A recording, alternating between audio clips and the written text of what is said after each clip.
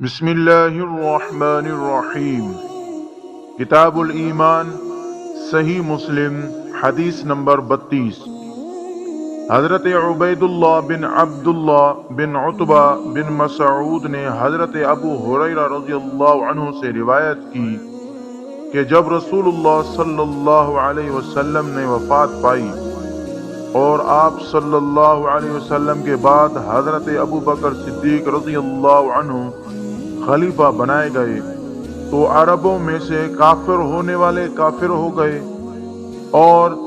حضرت ابو بکر رضی اللہ عنہ کے مانعین زکوٰۃ سے جنگ کا ارادہ کیا تو حضرت عمر بن خطاب رضی اللہ عنہ نے حضرت ابو بکر رضی اللہ عنہ سے کہا، آپ ان لوگوں سے کیسے جنگ کریں گے جبکہ رسول اللہ صلی اللہ علیہ وسلم فرما چکے ہیں، مجھے حکم دیا گیا ہے کہ میں لوگوں سے لڑائی کروں یہاں تک کہ وہ لا الہ الا اللہ کا اقرار کر لیں، بس جو کوئی لا الہ الا اللہ کا قائل ہو گیا اس نے میری طرف سے اپنی جان اور اپنا مال محفوظ کر لیا، الا یہ کہ اس لا الہ الا اللہ کا حق ہو اور اس کا حساب اللہ تعالی پر ہے۔ اس پر ابو بکر رضی اللہ عنہ نے جواب دیا کہ اللہ کی قسم میں ان لوگوں سے جنگ کروں گا جو نماز اور زکوٰۃ میں فرق کریں گے، کیونکہ زکوٰۃ کے مال میں اللہ کا حق ہے۔